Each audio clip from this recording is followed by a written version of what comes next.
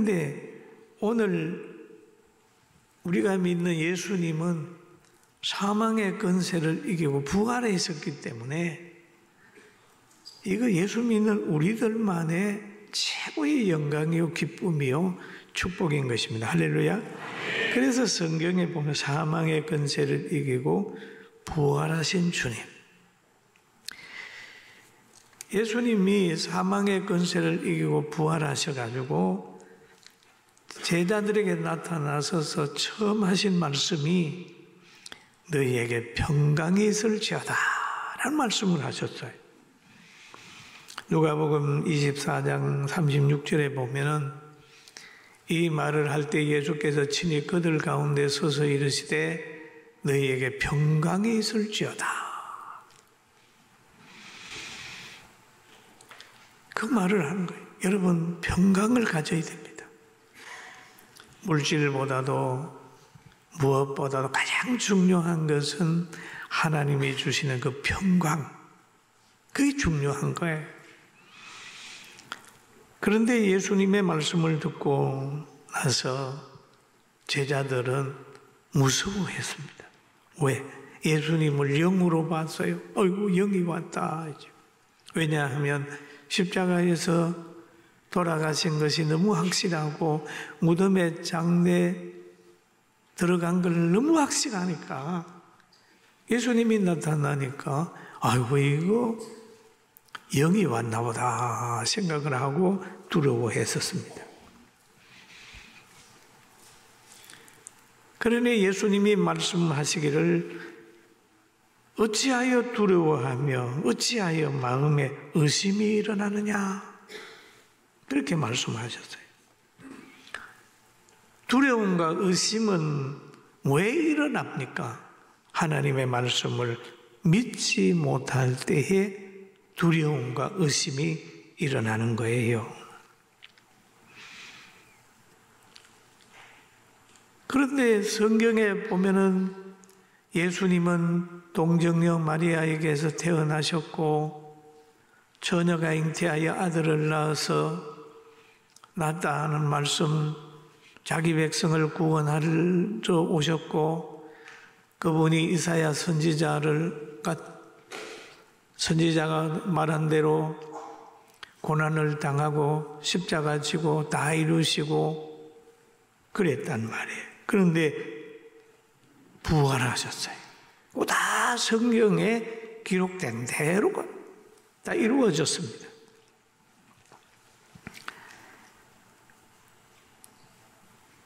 그리고 예수 그리스도께서 자기가 예루살렘에 올라가서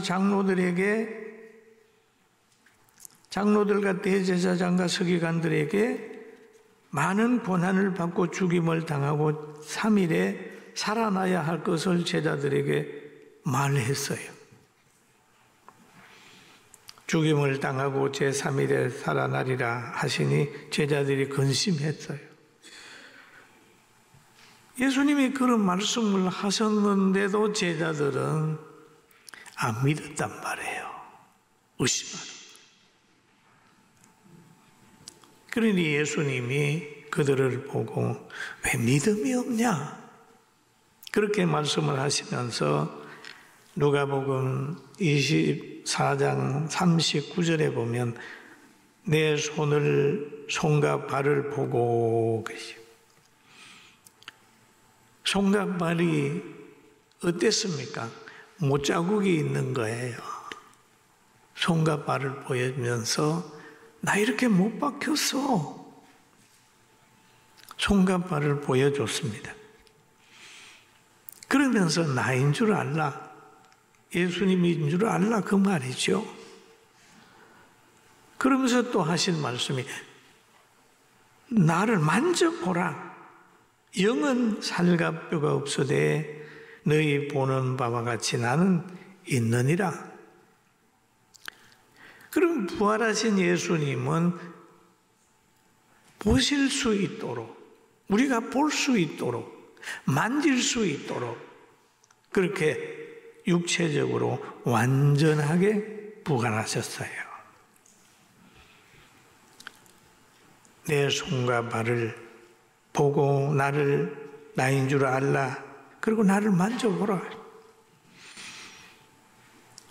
너희가 생각하는 대로 영이면 살과 뼈가 없다. 그러니까 믿음 없는 사람이 되지 말고 믿는 자가 되라 그러면서 확실하게 자신의 부활한 것을 제자들에게 알려준 거예요. 그러시면서 또 제자들이 잡은 고기도, 야, 너기 고기가 있느냐? 그 바닷가에, 갈릴리 호숫가에서 고기 잡는 제자들에게 너 고기 있느냐? 예, 있습니다. 그러니까 같이 먹자. 그리고 식사도 하셨어요. 42절에 보니까 구운 생선 한 토막을 드리니 받으사 그 앞에서 잡수시더라. 부활하신 예수님은 같이 식사할 정도로 온전하게 부활하셨다. 그런데 제자들은 예수님을 만난 후에는 아주 기뻐했습니다. 예수님의 손발을 보고 예수님인 걸 깨닫고 난 후에 그들은 너무 기뻤습니다. 너무 기뻤어요. 정말 즐거웠습니다.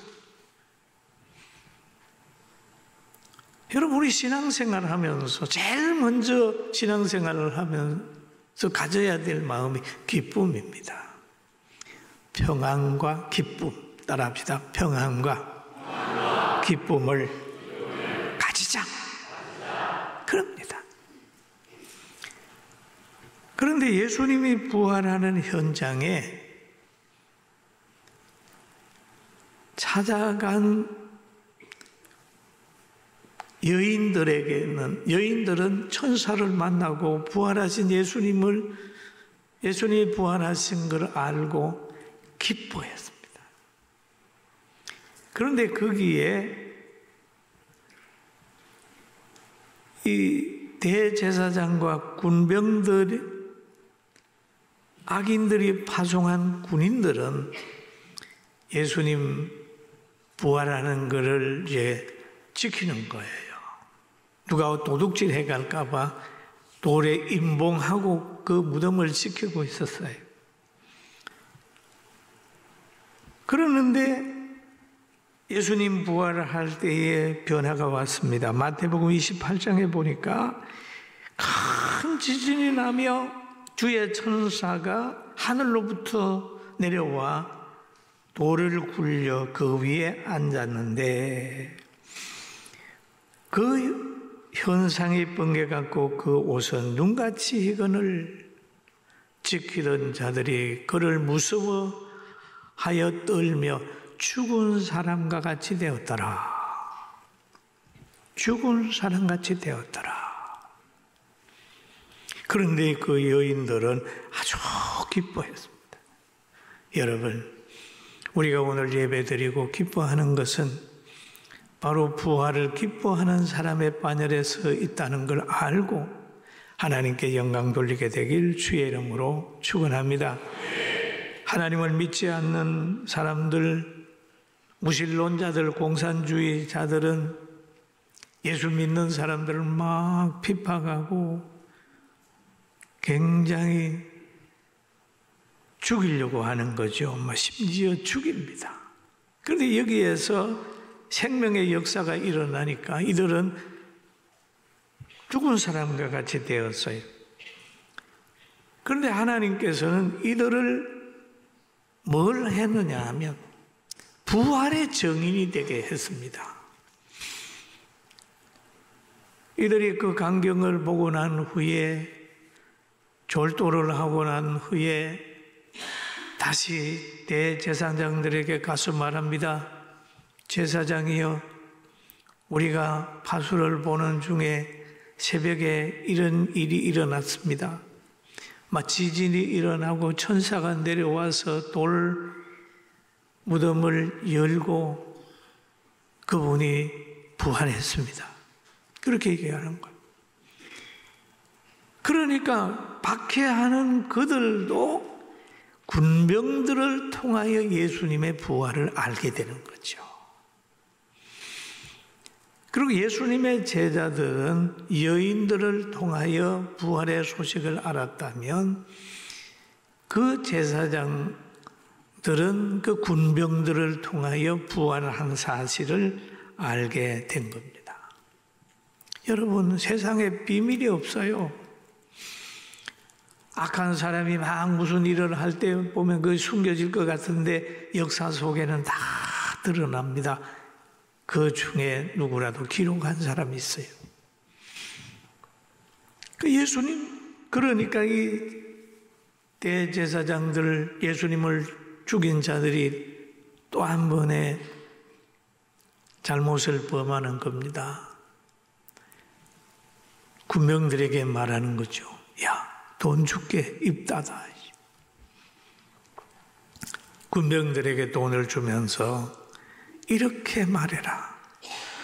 우리가 잘 때에 예수님의 제자들이 와서 예수님의 시체를 훔쳐갔다고 얘기해라. 왜냐하면 빈 무덤이니까 얘기를 해야 되잖아요. 그래서 그들이 돈을 많이 받고 예수님의 시체를 훔쳐갔다는 말을 퍼뜨린 거예요. 그러면서 그 거짓말을 그에게 넣어주면서 이것이 알려지게 되면 우리가 책임질게. 거짓말 해야지. 돈으로 양심을 사버렸어요. 진실을 사버렸어요. 돈으로 진실을 덮었습니다. 여러분, 직책과 돈으로 사람을 매수를 한 거예요. 지금 역사 속에 돈 가지고 권력 가지고 진실을 왜곡시키는 사람들이 얼마나 많습니까? 부활을 도적질해 갔다고 그렇게 소문내라, 말해라, 보고해라 그런 얘기를 해가지고 그것이 유대 역사에 기록되어 있다 그런 말입니다.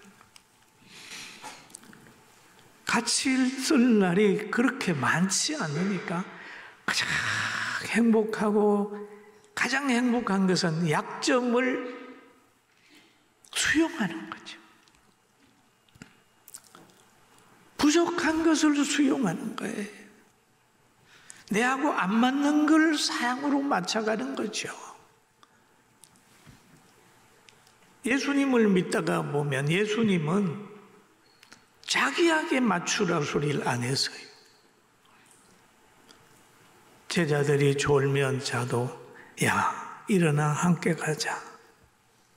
너희들 많이 피곤하구나. 그러면서 늘 같이 다녔어요. 사랑하는 성도 여러분, 부활하신 주님을 만나서 그 정신대로 살아서 오늘부터 우리도 행복하게 삽시다.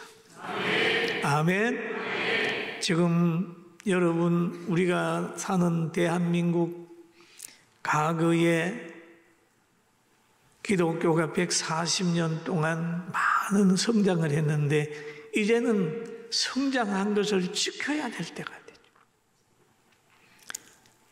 과거에는 공장도 세우고 자유민주주의를 세우려고 엄청 노력을 했습니다. 이제는 공장도 경제도 안보도 모든 걸 지켜야 될 때가 됐어요.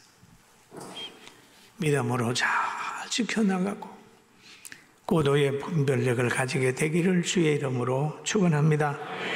그런데 부활하신 예수님은 부활의 신앙을 준 다음에 그냥 살아라 그게 아니요. 다 사명을 줍니다. 사명이 있어요. 예수님께서 부활하셔서 베드로를 만났습니다. 그리고 조밥을 먹은 후에 베드로에게 이르되 요한의 아들 시몬아 내가 이 사람들보다 나를 더 사랑하느냐? 더 사랑하느냐? 주님을 그렇게 얘기를 하죠. 더 사랑하느냐? 왜? 사랑해야 복음을 전할 수 있고, 예수님을 사랑해야 주의 일을 할 수 있고, 교회 일을 할 수 있고, 교사를 할 수 있고, 찬양도 할 수 있습니다. 그러니까 주여 그려합니다. 그랬어요. 내가 주를 사랑하는 줄 주께서 아시나이다. 그러니까 내 양을 먹이라. 두 번째 또 시몬, 예수님이 그래요. 요한의 아들 시몬아, 너가 나를 사랑하느냐 하시니 이르되 주여 그러합니다. 내가 주를 사랑하는 줄 주께서 아시나이다. 내 양을 치라. 그러면 여기에서 사랑하느냐? 중요한 기본은 사랑입니다. 부부간에도 사랑이고, 고부간에도 사랑이고, 성도들 간에도 사랑. 예수님이 제자들 보고 하는 말, 사랑하느냐? 세 번째 또 물어보는 거예요. 요한의 아들 시몬아, 내가 나를 사랑하느냐 하시니 주께서 세 번 너가 나를 사랑하느냐 하심으로 베드로가 근심하여 이르되 주여 모든 것을 아시오니, 모든 것을 아시오니. 이 말 속에는 깊은 의미가 있습니다. 예수님은 저의 과거도 아십니다. 예수님은 저의 부족함도 아십니다. 제가 예수님을 부인한 것도 아십니다. 주님 모든 것을 아십니다. 모든 것을 아시오니 내가 주님을 사랑하는 줄을 주께서 아시나이다. 참 진심이잖아요, 베드로가. 예수께서 이르되 내 양을 치라 라고 했습니다. 그리고 예수님은 부활하신 다음에 저 갈릴리 바다에 고기 잡으러 갔던 제자들, 밤이 맞도록 고기를 잡았는데 한 마리도 못 잡았습니다. 그리고 빈 배로 돌아올 수밖에 없는 그런 상황인데 부활하신 예수님이 무태서에서 물어봅니다. 얘들아, 고기 잡았냐? 예, 못 잡았습니다. 그물을 오른편에 한번 던져봐.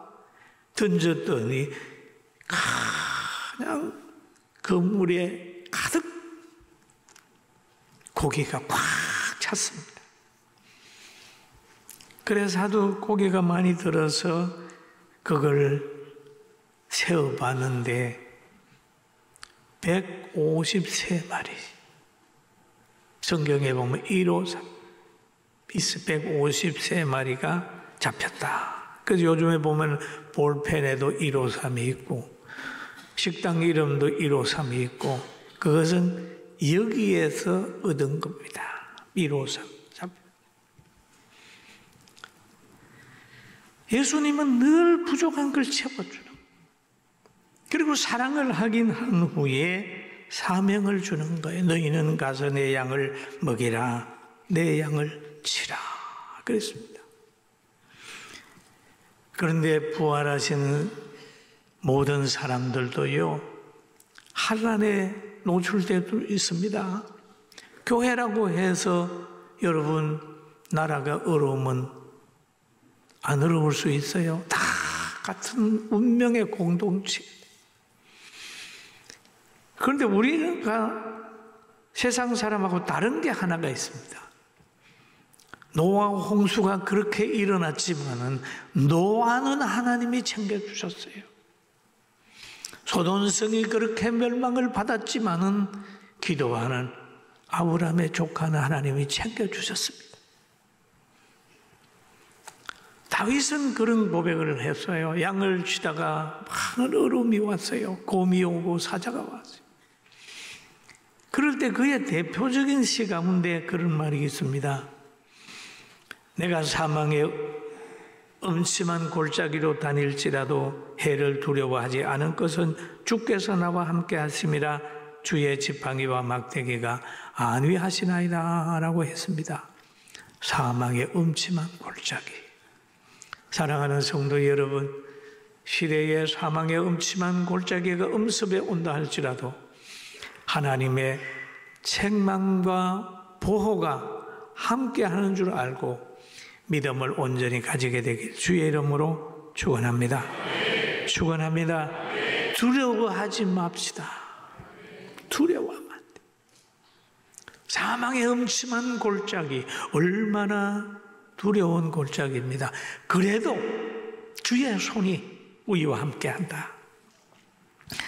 주께서 내 원수의 목전에서 내게 상을 차려주시고 기름으로 내 머리에 바르셨으니 내 잔이 넘치나이다.